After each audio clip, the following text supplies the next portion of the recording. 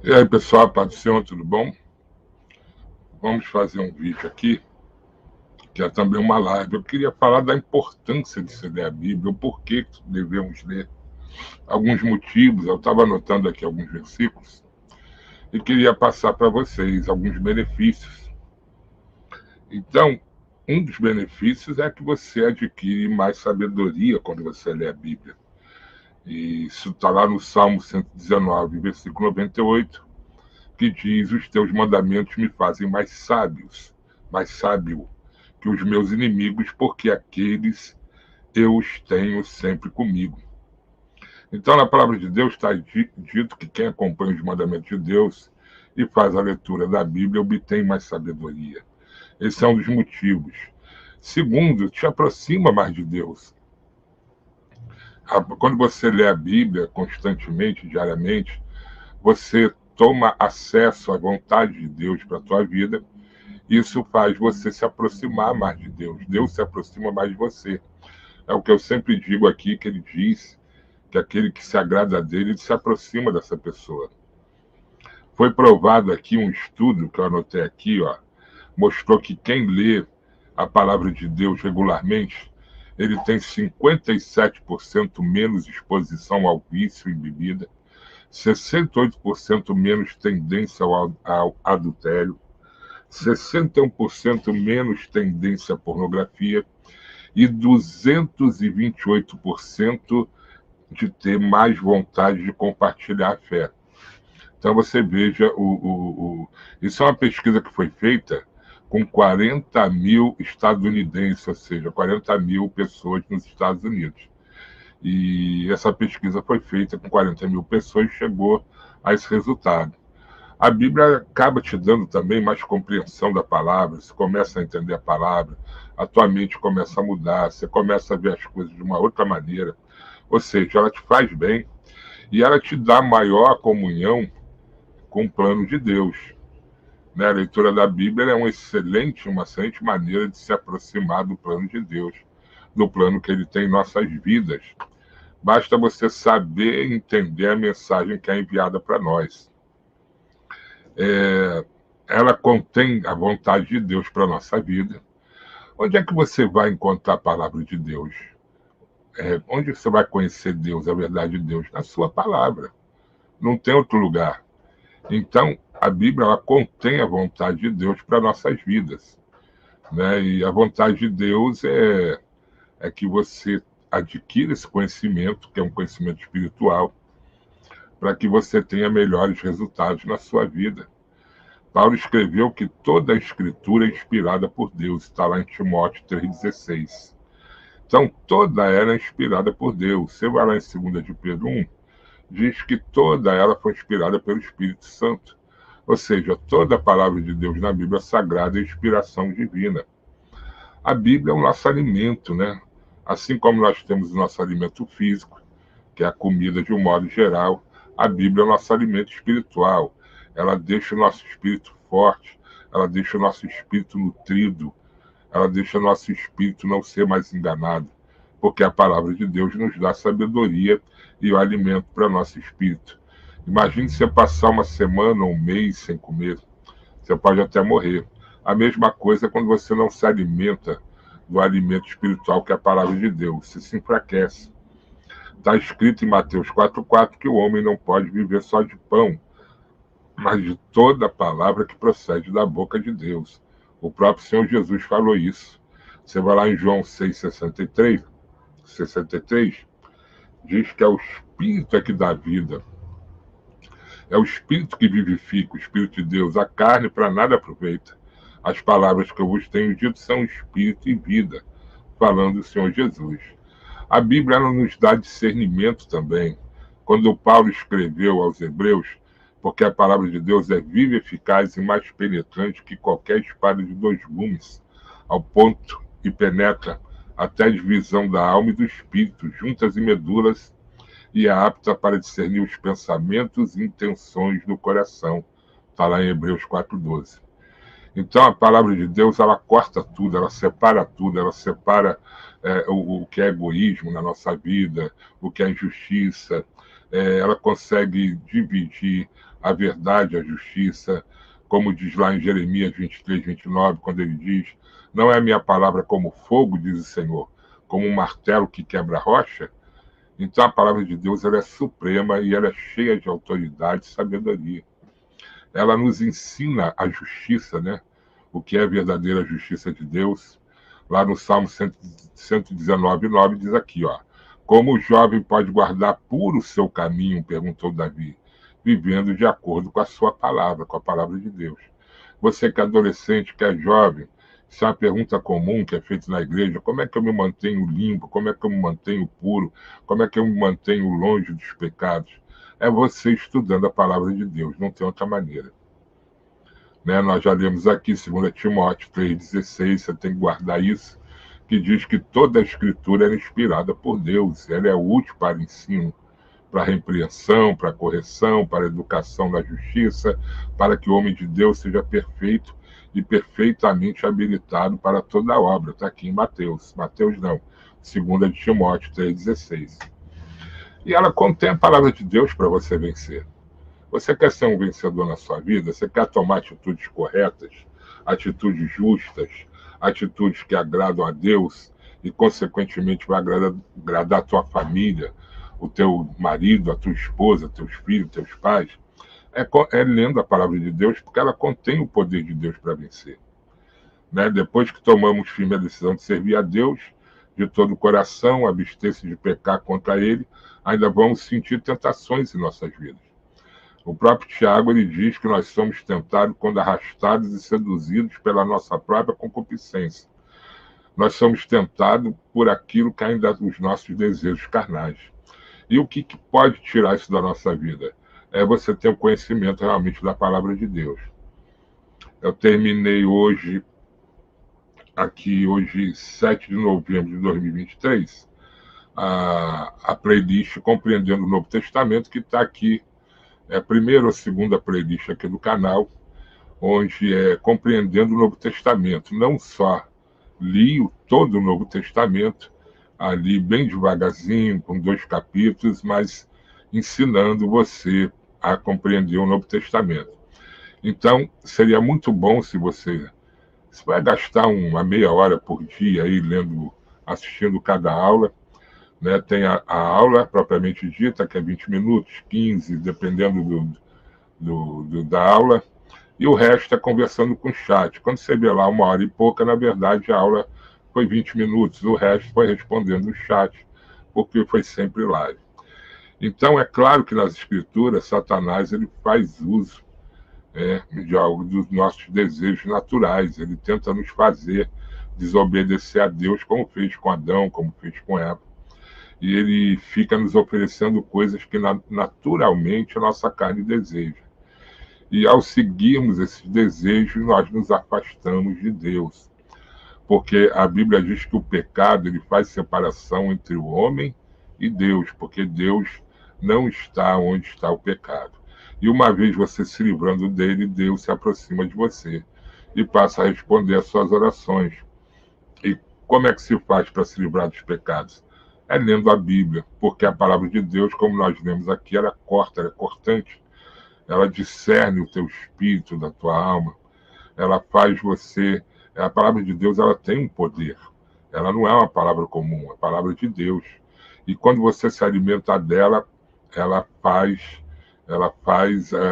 na tua alma e no teu espírito aquilo que você não conseguiria fazer por conta própria sem ler a palavra. Ou seja, ela começa a alimentar o seu espírito e você começa a diminuir os seus desejos pela carne. Então é muito importante. Né? A Bíblia é um conjunto de livros que foram organizados e que contém ali a palavra de Deus. A Bíblia é um livro histórico, né? Ela fala de muitas coisas da história. Ela já é considerada há muito tempo pelos historiadores que a Bíblia é um documento histórico também, não é um livro religioso. Nós vemos lá, por exemplo, aqui, ó, uma anotação do tempo da faculdade. Ela foi avaliada por arqueólogos, cientistas e historiadores. Vários historiadores do 1º e 2º século falaram da Bíblia e falaram de Jesus, Tácito, Plínio, Joséfo, tantos outros. Então você veja aqui, ó, por exemplo, a Bíblia ela fala do rei Xerxes I, do ano 486 a.C., está lá em Esther 1. Ela fala do rei Senaqueribe, tudo isso é história, não é religião. Do ano 704 a.C., está lá em 2 Reis 18, 13. Ela fala do rei Davi, 1010 anos antes de Cristo, está lá em 1 Samuel 16, 13. Ela fala do rei Azarias, 788 a.C., está em 2 Reis 14, 21. Ela fala de Sisaque Paraó, em 945, 1 Reis 11, 40. Ela fala do rei Acabe, 873, 1 Reis 16, 28. Fala de Ciro II, grande imperador, está lá em 2 Crônicas 3, 22. Ou seja, a Bíblia é um livro de sabedoria, é um livro histórico. Isso aí não se tem mais dúvida. Na faculdade de História, falamos e muito sobre a Bíblia, né? Sem contar que existem inúmeros objetos, achados históricos, arqueológicos, coisas que comprovam a Bíblia. A Bíblia, hoje em dia, ela é toda comprovada. Depois da criação da imprensa, e ainda mais agora no século XX, com satélite, com a ciência progredindo, com os aparelhos arqueológicos, tem se descoberto tudo da Bíblia e comprovado a Bíblia. Hoje a ciência não luta mais com a palavra de Deus. Ao contrário, anda junto. E os cientistas cada vez mais interessados nas escrituras sagradas. O que eu tenho aqui de fotos, de achados arqueológicos do tempo de Jesus e de 1000 anos antes de Jesus, são muitas fotos que já foram achadas. Estatuetas de bronze do deus Baal, isso aí eu estava vendo agora há pouco, e várias coisas já foram encontradas.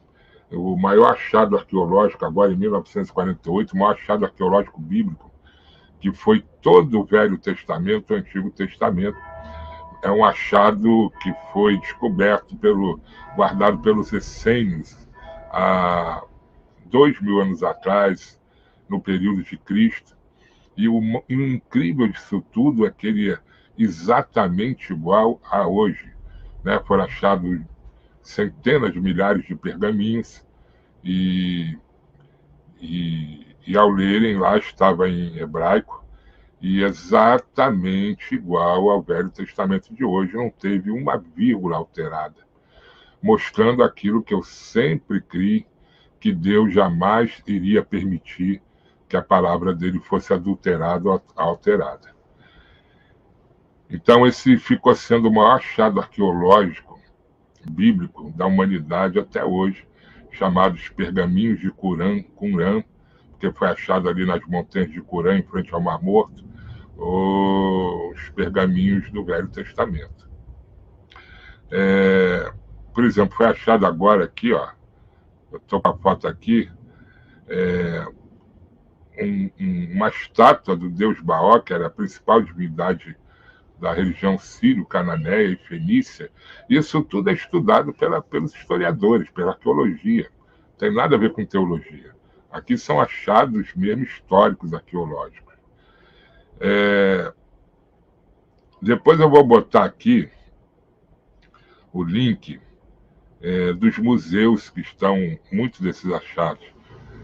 Por exemplo, aqui o Museu da Bíblia, Museu Britânico, Museu Egípcio, o Museu de Arqueologia Bíblica. Eu vou botar isso tudo na descrição aqui, o site desses museus, para você que se interessa, para você que está começando a se interessar em estudar as Escrituras, para você que aprendeu através dessas aulas que a Bíblia não é um livro de beato religioso, é um livro importantíssimo, histórico, arqueológico, é um livro que você aprende a vontade de Deus para a tua vida, que você vai ver que não tem nada que você ficar dentro de um templo religioso ali como um beato. Não, é para você estudar, entender, praticar e mudar a tua vida. E muda radicalmente. Começando pelo teu caráter, mudado na hora. Não é você que muda lendo a Bíblia. Porque quando você lê a Bíblia, a palavra de Deus que tem poder, essa palavra te muda. No meu caso, eu nem percebi essa mudança, só fui perceber depois. Quando eu vi que eu não fazia mais nada que eu gostava de fazer como adolescente, os vícios, os prazeres, nada. Você nem nota muitas vezes, porque a palavra, quando Deus vê que você tem realmente interesse pela palavra, ele vai te mudando. Tenho aqui ó, o link do Museu do Vaticano, do Louvre, Museu de Acrópole, na Grécia. Eu vou botar esses links todos para você, para que você comece a estudar. Uma vez que terminamos aqui a aula do Compreendendo o Novo Testamento, agora é a hora de você rever devagarinho e anotando, como eu fazia. Eu tenho muitos cadernos aí de 30 anos atrás, 20 anos atrás, com anotações, que eu ia lendo e anotando para depois pesquisar. Eu estudava lendo uma Bíblia, vários cadernos, caneta, lápis, marca-texto, dicionário para entender. Depois eu fui aprendendo, aí investia, comprei o Lexo, Bíblias em hebraico, mostrando o que significava aquela palavra no original. Depois, na faculdade, foram 5 anos, aí a gente estuda a fundo no original, né? Seja em hebraico, aramaico, ou no grego koiné, que era o grego antigo. E você se surpreende com coisas que você nunca ouviu falar, você não tinha a mínima noção, porque as religiões não têm conhecimento de muita coisa. Então, por exemplo, outro motivo de ler a Bíblia, ela é a base de leis e regras humanas. Então, diz aqui, como existe o Código Penal, que é o conjunto de leis e regras sistemáticas com fim punitivo, ele tem como finalidade a aplicação de sanções em concomitância à desestimulação da prática de crimes contra a sociedade. Então, o Código Penal visa proteger o cidadão. A Bíblia também faz a mesma coisa. A construção do Código Penal brasileiro tem como influência a base a Bíblia Sagrada. O Código Penal brasileiro tem a Bíblia Sagrada como base. Lembrando que nem todos os mandamentos tinham um foco punitivo, mas sim mostrando a você, né, ela tinha o foco de ser um exemplo. No Antigo Testamento existiu o Código Penal Bíblico, a Bíblia aponta 12 tipos de crimes com condenação. O Código Penal está aqui no nosso Código Penal, mas também está na Bíblia Sagrada. O artigo 159 está lá em Êxodo. E você vê que muitas pessoas morreram por causa da palavra de Deus, por causa da Bíblia. Olha, será que a pessoa iria morrer se isso fosse uma simples palavra? Não, porque elas sabiam que aquelas palavras tinham poder. Era a palavra de Deus. Tem um filme que eu gosto muito, um dos meus preferidos, chama O Livro de Eli. No Livro de Eli, eu não vou falar aqui porque você tem que ver, é um filme muito bacana. Você só vai entendê-lo mesmo no final. Mas tem um cara lá que ele paga o que for preciso e manda matar quem for para conseguir um exemplar da Bíblia, porque o mundo estava destruído no filme e ele queria a Bíblia. E perguntaram depois para ele, falou: por que o senhor mata, faz de tudo? Porque ele falou: quem tem esse livro domina o mundo. E é verdade, porque ali é o poder de Deus.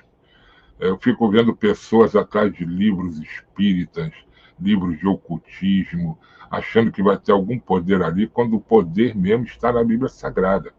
Com a palavra de Deus, você destrói qualquer trabalho de ocultismo, bruxaria, feitiçaria, porque não existe nada que seja maior do que a palavra de Deus. Então, pessoas deram a vida por ela, não foi à toa. Na Revolução Francesa, muita gente foi morta por pregar o Evangelho de Cristo. Na Revolução Francesa, eles queimaram as escrituras sagradas publicamente. Tivemos Papa aí que ordenou também que se queimasse a Bíblia. Por exemplo, a Sociedade Popular do Museu entrou no salão do município lá na França, em Paris, exclamando Viva la Raison, e carregando na extremidade de um mastro os restos queimados de vários livros, entre os quais as Escrituras, Antigo, Novo Testamento, livros que espiavam em grande fogo. Disse o presidente: todas as loucuras que tinha feito a raça humana cometer. Está no Jornal de Paris, 14 de novembro de 1793, o Grande Conflito. John Hus, que foi um reformador antigo, antes mesmo de Lutero, ele se negou a cumprir as exigências da Igreja Católica Romana e no dia 6 de julho de 1415 ele foi morto na fogueira pela Inquisição da religião do Império Romano. Você pega o William Tyndale, que foi formado em Oxford, que era poliglota, falava 7 idiomas, e que em 1523 ele pediu permissão ao bispo de Londres para traduzir o Novo Testamento.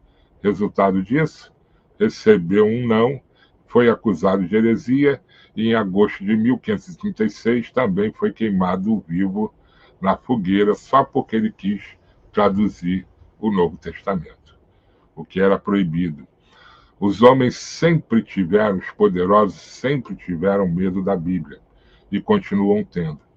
Tem um massacre aí clássico, histórico, cometido pela Igreja Católica, um grande genocídio, que foram contra os valdenses. Eu falei isso nas aulas aí, que eram cristãos primitivos que queriam voltar à prática do cristianismo primitivo. Os valdenses, depois você pode pesquisar sobre isso, eles eram chamados de valdencianos, que é uma denominação cristã que teve sua origem entre os seguidores de Pedro Valdo. E em 1173, em Lyon, na França, caracterizavam por fazer votos de pobreza e de desapego às coisas materiais, somente para seguir a Cristo. E eles foram considerados um povo herético pela Igreja Romana. E a partir de 1184, eles faziam pregações fortes, criticando o clero e as posturas divergentes e contrárias à Bíblia que a Igreja Romana tinha e continua tendo. E aí houve um total massacre, isso aqui está na Wikipédia, houve total massacre dos valdenses pela Igreja Católica, chamado Massacre de Merindol, que ocorreu por ordem do rei Franco I da França, sempre junto com a Igreja Católica. Assim foi também quando eles acusaram os cavaleiros templários de heresia, porque o Papa, na época, queria que os cavaleiros templários dessem dinheiro para eles, porque eles eram uma organização muito rica. E o líder do Cavaleiros Templário, que seria o tesoureiro, ele negou. E aí começaram sempre com a França sempre teve metida também na Inquisição. Eles começaram a mentir, dizendo que eles estavam adorando ao diabo, que eles tinham sido excomungados.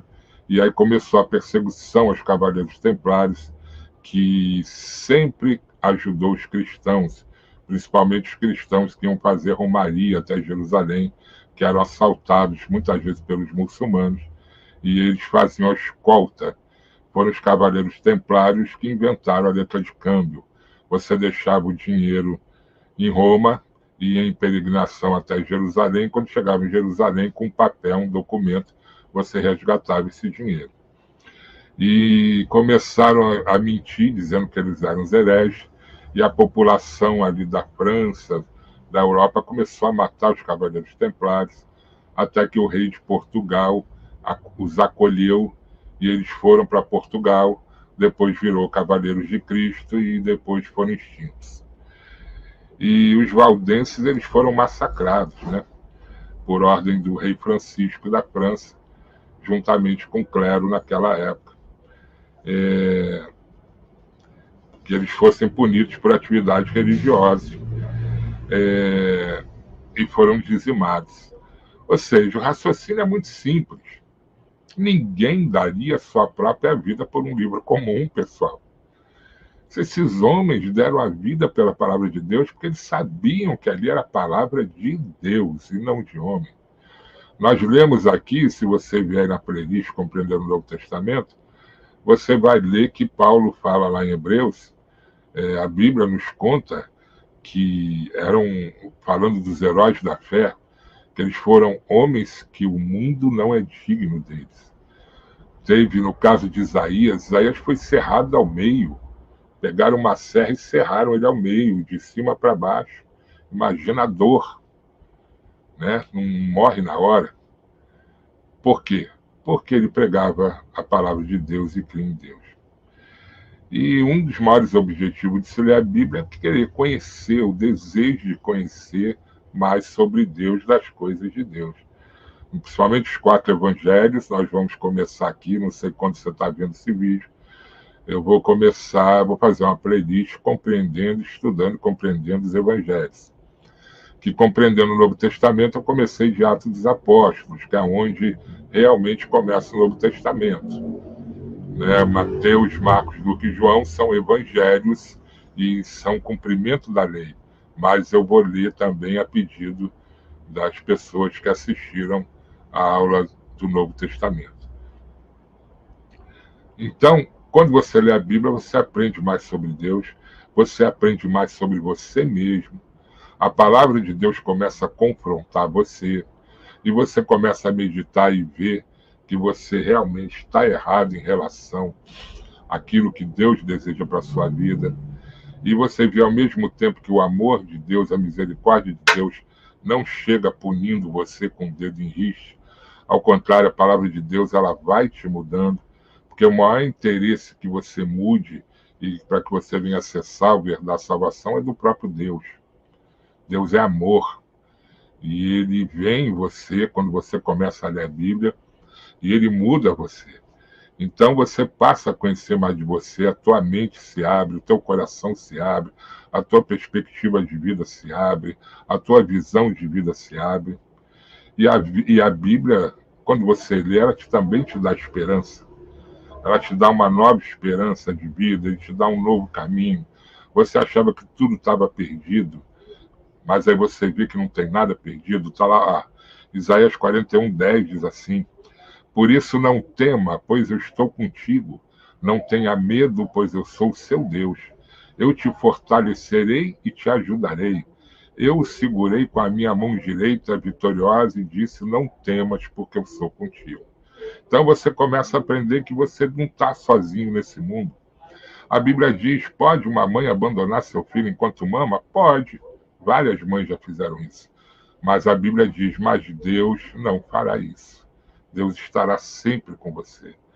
Então você que anda ansioso pela sua vida, está lá em Mateus 6,25, né, com o que você vai comer ou beber, com o que você vai vestir, o que você vai ter que fazer. Aí Jesus fala para você se acalmar em Mateus 6,25, que ele vai te guiar. Mas como é que você vai saber disso se você não ler? Quando você lê, uma esperança nova se abre na sua vida. Nós temos que ler a Bíblia porque muitas pessoas foram transformadas literalmente quando leram a palavra de Deus. Há inúmeros exemplos na Bíblia de pessoas que foram transformadas. A Bíblia te deixa mais inteligente, né, pelas palavras, porque ela usa, a tradução usa um português correto, e você fica mais inteligente. A riqueza poética da Bíblia, histórica, profética, divina, humana, da Bíblia, ela mostra a sabedoria de Deus em todas as áreas da vida. A Bíblia é um livro que fala sobre tudo, fala sobre dinheiro, sexo, família, sociedade, comportamento, amor, amor divino, amor eros, o amor ágape, o amor filho, o filéu, que são os 3 tipos de amor que tinha na filosofia grega, né? O amor filéu, o amor ágape e o amor eros, que o amor eros é o amor da carne, seria o sexo. O amor filos é aquele amor que um pai tem pela filha, pelo filho, um amigo por outro. E o amor ágape é o amor que vem de Deus. São os 3 tipos de amor que fala a filosofia grega. E a Bíblia apresenta valores que são eternos, que não mudam, que são perenes, que você vai carregar por toda a eternidade, e princípios que aumentam a tua visão de mundo. Ela inspira você a ser um ser humano melhor, uma pessoa mais amorosa. Inúmeras pessoas que estavam a ponto de se divorciar, quando foram na igreja pedir ajuda, que passaram a ter a compreensão da Bíblia, esqueceram disso, pararam. Eu tenho um amigo que eu levei 4 anos evangelizando ele, porque ele fazia parte de um centro de macumba onde se fazia matança, e ele era chamado de mão de faca, usava muitas guias. Ele mandou me matar, mandou o segurança lá do restaurante que ele tinha. Segurança veio conversar comigo, falou: o que está acontecendo? Fulano quer te matar. E ele assiste às aulas aí. Enfim, mas ele se converteu, se tornou um presbítero da Assembleia de Deus, e ele que dizia que não aguentava mais a esposa, estão casados até hoje, isso já faz mais de 20 anos. Então Deus, ele reverte todo o quadro. Por quê? Porque a Bíblia diz em Coríntios 13 que o amor jamais acaba, está lá Coríntios 13, 10. Então, quando você está mal com a sua esposa no seu casamento, com o seu marido, achando que o amor acabou, que você não suporta mais o teu marido, a tua esposa, isso é mentira. O amor jamais acaba. O que ele está é escondido e oprimido devido a brigas, devido a problemas da vida, a falta de dinheiro, a desconfiança. Mas a partir do momento que a palavra de Deus entra no teu casamento, ela restaura esse casamento. Aquele amor que estava encoberto, ele volta e o casal passa a se amar. Nesses 40 anos foram centenas ou milhares de casos que eu vi desse. Esse próprio meu amigo aqui, eu não vou falar o nome dele, que vai ficar muito óbvio, né? Ele assiste aqui, mas ele vai saber que eu estou falando dele. Ele dizia, ele tinha muitas amantes, né? No restaurante lá, que tinha música ao vivo, eles quase toda noite eram amantes, enquanto a esposa estava em casa dormindo. E ele parou com isso depois que se converteu, e a esposa se converteu também, várias vezes foi na igreja, os filhos dele que eram pequenos hoje são homens formados, e tudo passou a dar certo na vida dele. E o principal foi a salvação. Largou a feitiçaria da pior qualidade e passou a pregar o evangelho de Cristo. E nós temos que ler a Bíblia porque as profecias da Bíblia se cumpriram e se cumprem. Toda a profecia, não tem uma profecia da Bíblia que não se cumpriu. Inclusive, nós lemos aqui em Apocalipse, uma que muitos teólogos achavam que jamais iria se cumprir, o rio Eufrates secar, porque está na Bíblia isso. Como é que um rio daquele, que corta vários países, com volume d'água daquele, poderia secar um dia? E está secando, e várias partes já secou. Ou seja, a Bíblia se cumpre. Isaías 9,6 diz assim, porque falando sobre Jesus, a profecia do próprio Jesus, porque um menino nos nasceu, um filho se nos deu, e o principado está sobre seus ombros, e se chamará o seu nome maravilhoso, conselheiro, Deus forte, Pai da eternidade e príncipe da paz. Isaías 9, versículo 6, profetizando a respeito de Jesus. Também diz lá em Mateus 23 que a Virgem iria conceber e dar à luz um filho. Ou seja, tudo na Bíblia se confirma. Tudo que está acontecendo hoje em dia, essas guerras, acabei de terminar o livro de Apocalipse que falava disso tudo. Então nós temos que ler a Bíblia porque a Bíblia vai fazer tudo isso na sua vida. Você pega, por exemplo, lá Cantares de Salomão, que é um livro de amor, que fala sobre amor, do amor de um homem por uma mulher. Ou seja, você vai ter muita sabedoria, fonte histórica, além de mudar a sua vida. Você vai aprender, por exemplo, 1 Coríntios 2,9, que está escrito, olha, porque nenhum olho viu, nenhum ouvido ouviu, nem jamais penetrou em nenhum coração humano que Deus tem preparado para aqueles que o amam. Quando você ama Jesus, você pode ter certeza, coisas maravilhosas virão sobre a sua vida. A tua vida vai mudar. A tua vida e a vida da sua família vai mudar. Pode ter certeza disso. Seu casamento será restaurado e a tua vida se transformar numa outra vida. Tá bom? Eu falei aqui sem ler o chat, porque eu vou cortar essa parte e fazer um vídeo, mas agora eu vou ler o chat aqui.